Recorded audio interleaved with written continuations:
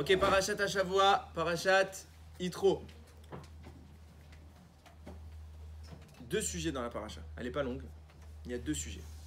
Premier sujet, c'est concernant le beau-père de Moshe Rabbeinu, Yitro. On l'appelle Cohen Midian. Pourquoi Cohen Midian? Parce que Yitro, c'est un homme qui, toute sa vie, a cherché la vérité. Il voulait absolument savoir pourquoi le monde existe. Donc, qu'est-ce qu'il a fait? Il a voulu trouver celui qui a créé ce monde. Il a voulu trouver Akadosh Baruch Hu. Maintenant, il n'est pas juif. Il n'y avait pas juif à l'époque. Il ne savait pas qui disait vrai. Vous imaginez toutes les religions. Maintenant, vous êtes un goy comme ça et vous dites, bon, bah, moi, j'aimerais bien connaître le maître du monde, le créateur. Il y a plein de religions. Laquelle est la bonne? Si vous êtes goy, vous ne savez pas. Et aujourd'hui, on n'a pas des tonnes de religions, mais à l'époque, à chaque coin de rue, il y avait une religion différente. C'était tous des païens, des polythéistes. Ils croyaient en plusieurs dieux, aux idoles, des idolâtres, etc. Donc, il fallait bien. Comment il avait une chance sur 1 milliard de trouver la bonne religion? Qu'est-ce qu'il a fait? Il a testé chacune des religions. Mais quand il les a testées, il les a pas testées genre... vous savez, les juifs traditionnalistes qui font un petit peu par-ci, par-là. Il a fait la religion à fond la caisse. Il voulait dire, je voulais vérifier si en effet cette religion elle est bonne ou si elle est mauvaise. Il a fait une par une, jusqu'à arriver, à chaque fois il disait, non, c'est pas la bonne. Non, c'est pas la bonne. C'est pour ça qu'on l'appelait Cohen Midian. Pourquoi Cohen Midian? C'était le grand prêtre de toutes les religions. C'était le prêtre de Midian. Là-bas, c'est comme je vous dirais le pape. Lui, Yitro, c'est comme le pape. Qu'est-ce qu'il a fait cet homme? Il a dit, je plaque tout. Je suis riche. Je suis important. Je suis respecté. Rien à faire. Je plaque tout. Pourquoi? Parce que c'est pas vrai tout ça. Je cherche moi la vérité. Pourquoi je suis devenu le grand prêtre des Goïm? Pas parce que je voulais être important. Parce que je voulais savoir si cette religion, elle était vraie ou fausse. Maintenant, je sais qu'elle est fausse. Je m'en vais. Je me convertis à la vraie religion. Jusqu'à qu'il découvre Akadosh Baruch Hu. Cet homme-là, Akadosh Baruch Hu, il a dit, tu cherches pas le kavod? Parce que il était le roi. C'était le boss. T'imagines le pape? Imaginez que le pape, il dise un jour, je me convertis au judaïsme. Qu'est-ce qui se passe? Soit il le tue, les gens. J'exagère pas. C'est soit il le tue, mais au meilleur des cas pour lui, tout le monde le déteste. Tous les goïms qui avaient fait de lui l'homme le plus important de leur religion, l'homme devant qui tout le monde se prosternait, tous les goïms le renient et ils l'oublient. Pour eux, c'est un moins que rien. C'est une raclure. Vous imaginez la honte qu'il va vivre ce type s'il fait ça? C'est ce qu'il a fait Yitro. Et Yitro, il dit, je m'en fiche du kavod. Je veux la vérité. La vérité s'appelle Hachem. Je vais vers Hachem, quitte à me faire cracher dessus. Yitro ne cherchez pas le kavod. Hachem lui a fait kavod. Comment? Yitro arrive, il envoie un émissaire chargé d'un message, dire à Moshe, ben, j'arrive avec ta femme et tes 2 enfants. Pourquoi Moshe il n'était pas avec sa femme et ses 2 enfants? Parce qu'au moment où on est allé en Égypte, Moshe Rabbeinu est venu nous libérer, il avait une femme et des enfants. Moshe il les a pas fait entrer en Égypte. Pourquoi? Il les a pris avec eux au début. Et quand Aaron il a vu qu'il venait Moshe avec sa femme et ses enfants, il lui a dit, oh, faut pas exagérer Moshe, il y a déjà assez d'esclaves en Égypte, on va pas rajouter encore des problèmes. Laisse-les en sécurité qui rentrent chez eux. Et toi, libère les Israël. Et quand ils seront libres, tu iras chercher ta femme et tes enfants. Maintenant qu'ils sont libres, qu'est-ce qu'il fait Yitro? Il amène à Moshe, il lui amène sa femme, donc la fille de Yitro. Il la ramène à Moshe Rabbeinu avec ses 2 enfants. Moshe, en tant que son beau-père et sa femme et ses enfants arrivent, qu'est-ce qu'il fait? Il va les accueillir. Kavod, c'est son beau-père. Donc il va quand même, c'est comme si on sonne à la porte, tu vas pas ouvrir la porte. Là, il y a son beau-père qui arrive, il vient, il va l'accueillir. Et comme Moshe Rabbeinu, c'est le maître de tout Israël. Moshe Rabbeinu, c'est l'homme le plus important de l'histoire. Quand il se lève, qui le suit? Aaron. Aaron, il suit Moshe. Et quand les gens ils voient Moshe et Aaron se lever ensemble, les deux patrons du clan d'Israël, qu'est-ce qu'ils font? Bah, ils suivent Moshe et Aaron. Du coup, c'est pas Moshe qui a accueilli Yitro, c'est tous les Bnei Israël qui ont accueilli Yitro. À peu près 3 millions de personnes qui sortent de chez eux parce qu'il y a un homme qui vient et il s'appelle Yitro. 3 millions de personnes qui viennent accueillir Yitro. Hachem a dit, tu voulais pas le kavod? Moi je te fais le kavod. Bon, Yitro arrive, Moshe lui raconte toute la sortie d'Égypte. Yitro, il est choqué, il est estomaqué, il dit, mais c'est combien magnifique ce que tu me racontes. Il apprend des choses extraordinaires, il fait des sacrifices à Akadosh Baruch Hu, ils vont faire une séouda avec Moshe, etc. Tout se passe bien. Le lendemain, Moshe se réveille le matin Et il commence à faire ce qu'il a l'habitude de faire. Et Yitro, il regarde ce que Moshe il fait. Et qu'est-ce qu'il fait Moshe à ce moment-là? Il est assis. Et tout le monde vient voir pour lui poser des problèmes, des questions qu'il y a eu un problème. Imaginez, deux voisins, il y a eu une dispute. L'un, il doit de l'argent à l'autre. Qui a raison? Qui doit payer? Comment on doit payer? C'est quoi la halakha? Ils ne connaissaient pas encore. Alors, il n'y a que les Moshe qui étaient capables de leur dire la halakha. Pourquoi? Parce que Moshe, il parle avec Akadosh Baruch. Alors, tout le monde venait voir Moshe. Toute la journée, Moshe, qu'est-ce qu'il fait? Il répond. Et il y a une file d'attente comme ça de 100 000 personnes. Yitro, il voit ça, il fait, mais qu'est-ce que tu fais là? Il dit, tu vas jamais supporter. Moshe, il dit, oui, mais ils viennent me poser des questions sur la Torah. Il n'y a que moi qui suis à même de répondre, donc il faut bien que je leur réponde. Il dit, non, mais ça ne marchera pas ton système. Qu'est-ce qu'on va faire? Nomme des dirigeants en hiérarchie. Il y en a qui seront chargés de s'occuper des groupes de 50. Il y en a qui seront chargés de s'occuper des groupes de 100, puis 1000, etc. Quand, dans le groupe de 50, à chaque fois, on va monter en grade. Les rabbinim seront de plus en plus forts. Il y a un problème. Il va avoir le rav d'une cinquantaine de personnes. Si le rav, il sait répondre, il répond. S'il ne sait pas, alors le rav, il transmet la question au rav de au-dessus. Et si lui, il ne sait pas, on monte jusqu'à que personne ne sache si personne ne sait. Alors toi, Moshe Rabbeinu, toi, tu seras ou tu demanderas à Hachem, et toi, tu répondras. Et comme ça, tu te décharges un peu du travail. Tu peux pas faire attendre tout le clan d'Israël comme ça toute la journée. Moshe, il a trouvé l'idée bonne. Il a demandé à Akadosh Baruch Hu l'autorisation. Akadosh Baruch Hu, il a accepté. C'est pourquoi on a appelé cette paracha Yitro, au nom de celui qui a eu une idée originale. Il a innové quelque chose dans la Torah, c'est Yitro. Yitro, ça veut dire en hébreu, ça vient du mot yoter. Yoter, ça veut dire en plus. Il a mis quelque chose en plus. Alors il est évident, on ne va pas rentrer là-dedans maintenant, mais il est évident que ce qu'il a dit Yitro, c'est facile à deviner. Un tribunal, ça a toujours existé. Il n'existe pas un pays dans le monde où il n'y a qu'un juge. Et tout le pays vient voir le même homme. Alors qu'est-ce que Moshe, il n'a pas pu trouver l'idée du tribunal? On dirait, il est venu Yitro, il a dit, viens faire des tribunaux.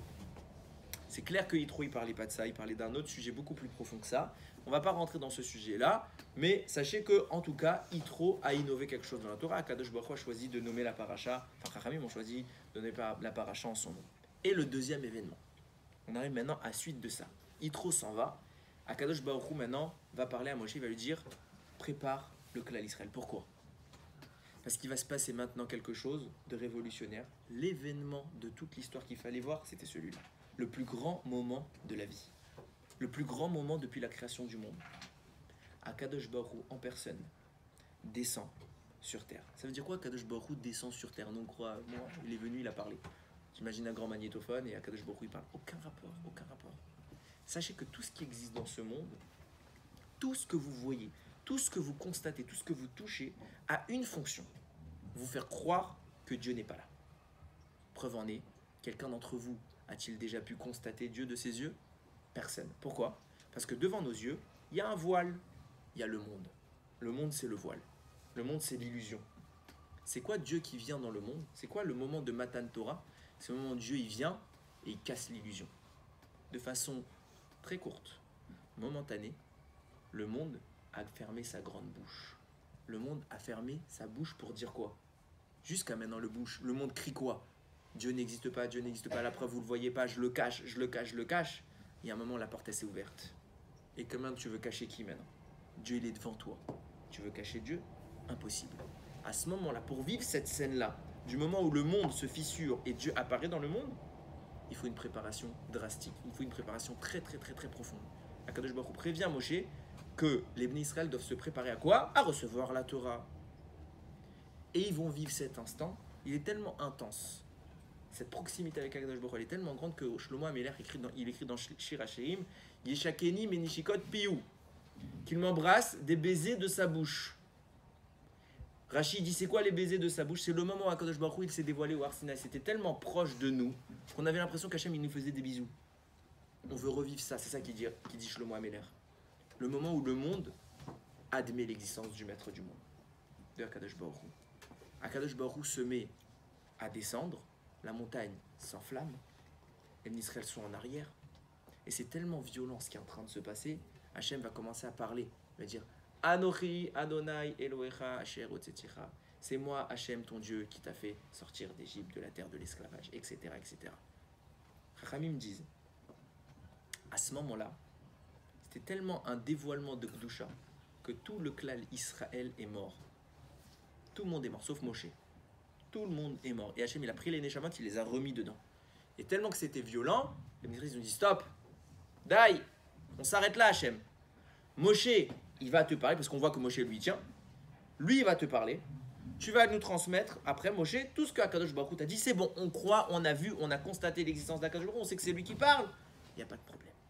Maintenant, les Israël ont vécu ce qu'on a appelé une sorte de résurrection momentanée. Ils étaient morts, ils ont eu peur, ils n'ont pas voulu aller plus loin. C'est quoi cette fois, cette description que la Torah nous fait? Hachem a parlé. C'est quoi Hachem qui parle? Juste pour vous donner des idées. Et c'est un commentaire parmi des milliers qui va dire ce que je vais dire.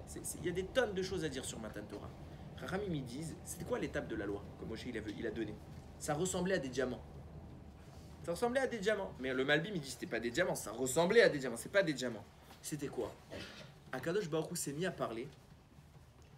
Et l'air, vous savez que le son se propage par l'air. Dans l'air, s'il n'y a pas d'air, vous ne pouvez pas propager le son. Par exemple, vous allez dans l'espace, il n'y a pas d'air. Vous parlez, il n'y a pas de son. Vous faites ah, personne ne vous entend. Même vous ne vous entendez pas. On n'entend rien dans l'espace parce qu'il n'y a pas d'air. Le son, c'est une vibration dans l'air. Ok? C'est une onde. L'air, qui est quelque chose de... Vous voyez, on peut bouger dans l'air. C'est pas solide. L'air s'est cristallisé. Il est devenu solide et il a emprisonné les paroles d'Akadosh Baruch Hu. Ça a tellement devenu quelque chose de rigide que ça ressemblait à du diamant, ça formait l'étape de la loi. L'étape de la loi, c'est quoi? C'est de l'air qui contient une parole concentrée. Et c'est ça les lettres de la Torah. C'est ça les lettres qu'Akadosh Baruch Hu il a mis dans l'étape de la loi. C'est quoi les lettres de la Torah? C'est Hachem qui parle. L'étape de la loi, c'est le moment où Akadosh Baruch Hu nous parle. Il est écrit que tous les Bnei Israël ont vu les sons. Comment tu vois un son? Un son, ça sent. Quand ça ne se voit pas, quand je vous parle maintenant, vous ne voyez pas quelque chose, vous entendez quelque chose. Là, ils ont vu quelque chose qui est censé être entendu. On a dépassé le stade de la perception sensorielle. On a franchi tous les obstacles terrestres pour se connecter avec Akadosh Baruch Hu de la plus totale des façons. Ça, c'était Matan Torah. C'était l'événement de l'histoire. Et ça m'amène au Dvar Torah que j'ai envie de vous faire. L'événement le plus important de toute l'histoire. Le truc qu'on aurait tous voulu vivre. Le moment où Hachem nous parle, il n'y a plus de doute dans notre cœur. On voit le ciel trembler, on voit la terre trembler, on voit une montagne s'enflammer. On voit des paroles divines se concentrer devant nous dans l'espace. Comment on a appelé le nom de cette paracha? Yitro. Alors, chas v'shalom de critiquer Yitro, à côté de lui, on n'est rien. Mais on est bien d'accord qu'en termes d'importance, le don de la Torah, il est là, et Yitro, il est là. On a choisi d'appeler cette paracha Yitro. Alors Yitro, il a un mérite parce qu'il a innové quelque chose. Je vous ai dit, il a donné un chidouche que Moshe, il n'avait pas vu. Très bien. Mais on aurait pu faire deux parachas, une petite Yitro, et une autre un peu plus longue qui s'appellerait Matan Torah, ou Aseret Adimot, je sais pas, quelque chose en rapport. Non, Yitro. Il y a une discussion entre Chachamim pour savoir est-ce que Yitro, il est venu avant ou après Matan Torah. On ne sait pas. Il y en a qui pensent avant, il y en a qui pensent qu'il est venu après. Mais ce qui est clair, c'est que la Torah a fait le choix, Hachem a fait le choix de l'écrire avant. De raconter son histoire avant Matan Torah. Comme si, quelque part, Yitro était un préambule, une introduction à Matan Torah. Yitro vient ici, par son approche, par le fait qu'il soit venu, il vient enseigner quelque chose de vital au Bnei Israël, le moyen de recevoir la Torah. S'il n'y avait pas eu Parashat Yitro, nous pas, peut-être pas au Bnei Israël, mais nous, on n'aurait pas compris le secret pour recevoir la Torah. Et ce secret, il s'applique tous les jours quand on étudie la Torah. On va essayer de le voir ensemble. Il y a écrit, Yitro, il a envoyé un message à Moshe. Il lui a dit, moi, ton beau-père, je viens avec ta femme et tes deux fils. Rashi, il dit, qu'est-ce qu'il a dit Yitro à ce moment? Il a dit, viens m'accueillir. Et si tu viens pas pour moi, viens au moins pour ta femme. Si tu viens pas pour ta femme, viens pour tes deux fils. On a l'impression de ce Rashi que d'un coup, Yitro, c'est devenu un mégalomane. Il a envie que tout le monde vienne l'accueillir, que c'est un monsieur important. Il veut que tout le monde lui embrasse la main. Il veut la gloire, il veut le kavod, Yitro.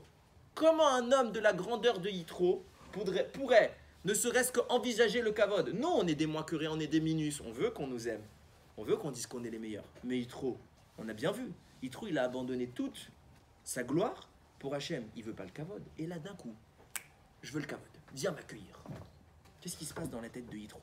Écoutez bien comment c'est magnifique. C'est magnifique. Il y a écrit dans une Gemara, j'ai pas retenu la référence, excusez-moi, que quand un goy se convertit au judaïsme, Hachem lui envoie des Issourim. Issourim, c'est des souffrances, des difficultés. La Gemara dit, mais pourquoi tu lui envoies des difficultés? En fait, on aurait dû faire l'inverse. On aurait dû l'aider. Attends, le gars, il fait une bonne démarche. Il veut devenir juif, il veut venir près d'Akadosh Baruch Hu. Et toi, tu lui envoies des difficultés. La Gemara répond, c'est Rabbi Meir, on l'appelait Acherim. Il répond, oui, parce qu'il a tardé à se convertir. Attends, je comprends pas. Le Khatam Sofer, il vient, il dit, je comprends pas, c'est quoi ça? Il a tardé à se convertir. Est-ce qu'un goy, il a l'obligation de se convertir au judaïsme? Clairement pas. Un goy, il a le droit de rester goy. Il n'y a aucun devoir de se convertir. Alors comment la Gemara peut reprocher au goyim, ah, tu sais quoi, il est un peu tard pour te convertir, monsieur. Alors pour la peine, puisque tu as mis, je sais pas, 20, 25 ans, eh ben je vais te mettre des baffes dans ta tronche. Qu'est-ce qui se passe? Depuis quand un goy, il a l'obligation? Il n'y a pas rendez-vous avec Hachem. S'il y avait rendez-vous et que le gars, il est en retard, c'est une chose. Mais il n'a pas rendez-vous. S'il veut, il peut rester goy. Viens, le Khatam Sofer, il dit, non, on n'a rien compris. D'où viennent les convertis? Vous savez d'où ils viennent les convertis? Le Harizal, il dévoile. Au moment où Hachem il est venu dans notre paracha donner la Torah, avant de nous le donner à nous, il a été voir tous les goïms, tous les peuples, toutes les nations. Il leur a dit, est-ce que vous voulez ma Torah? Ils ont dit quoi? Ils ont dit non. Chaque nation, toi non, jusqu'à que les bénis Israël arrivent et ils disent oui, on veut. Le Harizal, il dit, ça s'est pas passé exactement comme ça. Il dit en réalité, quand il allait voir les nations, elles ne voulaient pas, de façon collective. Mais quelques personnes dans les nations voulaient. Mais comme le pays entier il a voté non, alors Hachem il leur a pas donné la Torah. Mais ces quelques individus, ils la voulaient, les pauvres miskénim, ils auraient voulu devenir de près d'Akadosh Baruch Hu, ils vont être privés à cause des autres. Akadosh Baruch Hu il a dit, je n'oublie pas qu'ils ont voulu. Qu'est-ce qu'il a fait? Il a pris ces gens, il les a réincarnés plus tard, dans d'autres générations. Avec quoi comme mission? Se convertir à quoi? Au judaïsme. Donc en réponse nous dit le Harizal, oui ils avaient rendez-vous avec Hachem. La seule raison pour laquelle ils existent en ce moment, la seule raison pour laquelle Akadosh Baruch Hu les a renvoyés dans le monde, c'est pour qu'ils deviennent juifs, pour qu'ils puissent faire ce qu'ils avaient eu envie de faire dans leur autre vie. Et puisqu'ils ont tardé, il s'est passé un gros problème. Pourquoi? Parce que pour être juif, il faut être saint. Même nous, on devrait tous l'être, on ne l'est malheureusement pas, mais on devrait l'être. Pour recevoir la Torah, il faut être saint. Or, tout le temps ils vont passer en tant que goy. S'ils font pas vite une conversion, ils vont faire quoi pendant tout ce temps? Ils vont vivre comme des goïm. Un goy, il mange pas kasher. Un goy, il fait pas Shabbat, il fait pas Kippour. Il a le droit à tout ça. C'est pas interdit pour nous. Donc lui, le type, qu'est-ce qui va se passer? Pour lui, c'est pas une avéra. Mais dans les faits, c'est pas kadosh. C'est pas saint. C'est même impur. C'est tamé. Il va créer à chaque fois qu'il va faire des choses qu'il croit permises, mais qui en fait, d'après la Torah, sont interdites. Chaque fois qu'il va faire ces avérotes-là, il va créer une énergie négative. Une force impure qui va le poursuivre. Qu'est-ce qu'il fait à Kadosh Baruch Hu? Il dit, je ne peux pas te laisser avec une force impure. Pourquoi? C'est quoi une force impure? Imaginez, vous avez votre corps. Ok? Quand je touche votre peau, vous sentez. Il y a un contact, vous savez que je suis là. Si maintenant je fais ça, vous sentez. Imaginez, chaque fois que vous faites une avéra, il y a une couche de peau qui vous recouvre. Une nouvelle couche de peau.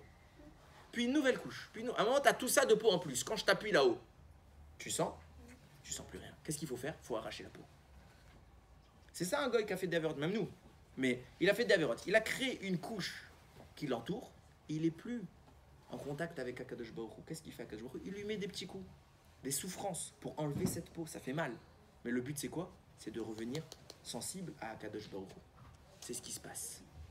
Nous dit le Shem Mishmuel. Pourquoi Akadosh Baruch Hu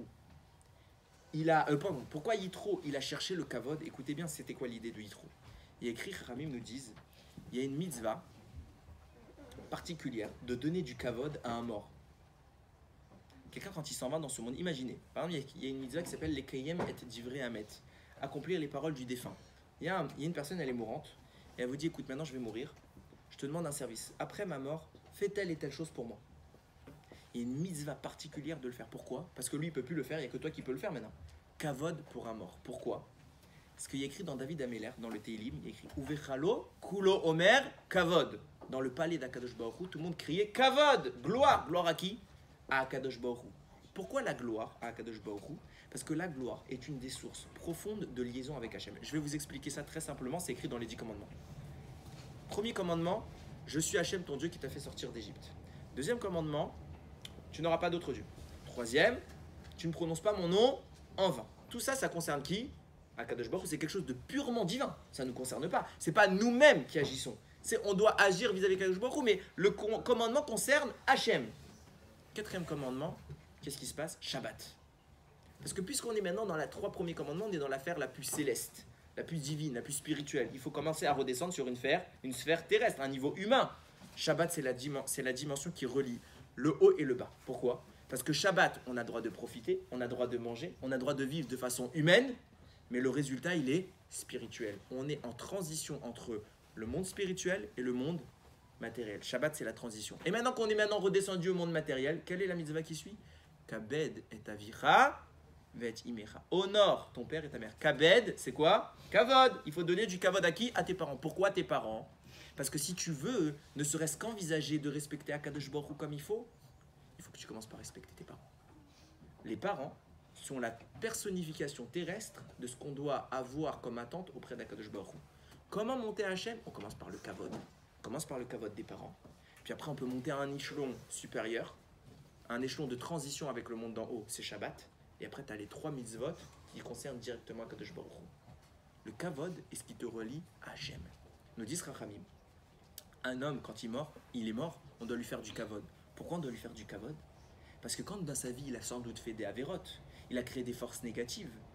Alors qu'est-ce qu'elles vont faire ces forces négatives quand il va mourir? Elles vont l'attaquer, elles vont le sanctionner, elles vont le faire souffrir. Si tu lui accordes du kavod, tu le protèges de cette sanction-là. Le kavod est tellement une liaison avec Akadosh Baruch Hu que tu l'approches d'Hachem et les forces du mal n'ont plus accès à lui.